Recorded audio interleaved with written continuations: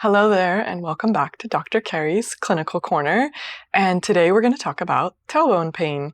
So this is one version of pelvic pain that I see a lot in my clinic, and I'm going to tell you a little bit about how to treat it. So a lot of these people, they feel the pain. So I'm going to show you a model. So here's the spine and the hip bones, and then the tailbone is like at the very, very bottom here, like just this little triangle is technically the tailbone.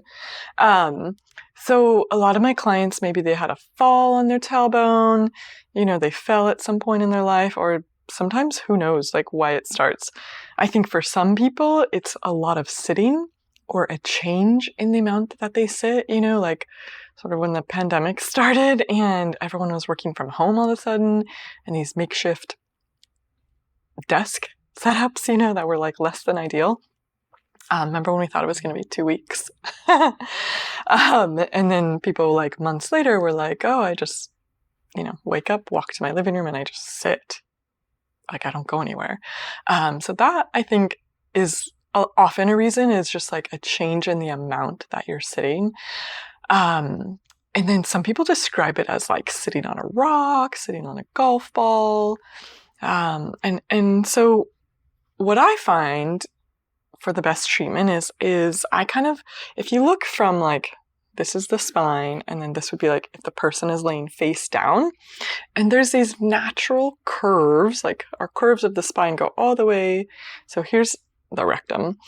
So a lot of people think you have to work in the rectum to get to the tailbone, and that's one way to do it. But I don't find a lot of success with that because a lot of people are uncomfortable with going inside the rectum. So then they're just tense, and then it doesn't matter what we do because everything's tense.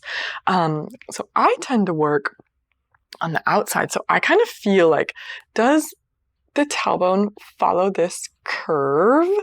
But oftentimes, so it should be kind of like a smooth curve, but oftentimes it's sort of like tucked under, like it's a really sharp, like drop off. Like it'll be like, and then it just like drops off. And so what that is usually like muscles around it, tight and pulling. So you can work on it internally, but again, I feel like most people are just uncomfortable. And so I just work on it from the outside. So I do a lot of like massage to like the soft tissues, the muscles around it. So this model really is showing like the deep muscles of the pelvic floor, but there's the next layer that would be like outside of this, are sort of the hip rotator muscles. And so I find that like I can work on these better from here, and people are like a little more comfortable. I tell people like it's kind of in your butt crack, but it's not in your butt crack. I told one of my patients that the other day, and I was like, it's not in here, not in your butthole, but sort of like the beginning of your crack is where the tailbone is. So that's a lot of what I do. So I kind of feel like, is this like a big drop off? Is it pulling, or is it to one side or the other? Or is it just really tender and tight in here? And also kind of like the glutes surrounding this. So yeah, I do a lot of work in the clinic, hands-on, and trying to like soften that area.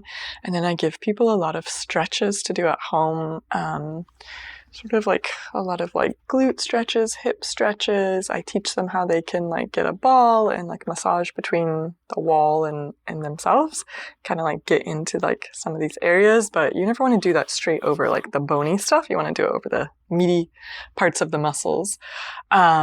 Yeah, and it's, a lot of stretching, hip opener type stuff, but more like not hip opener in the front, but sort of hip opener towards the side. So if you want more information, I do have a free download, and I will link that below.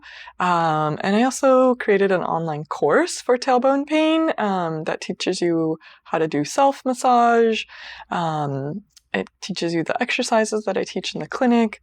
And then also a lot of people that have tailbone pain, they have pain with sitting. And so I have a list of cushions, and then I have a video about different cushions, and I can link that below as well. And that sort of gives people some more like cushion support than just like a regular chair while they're healing. So there is hope. There's hope for your tailbone pain, and you don't have to live with it.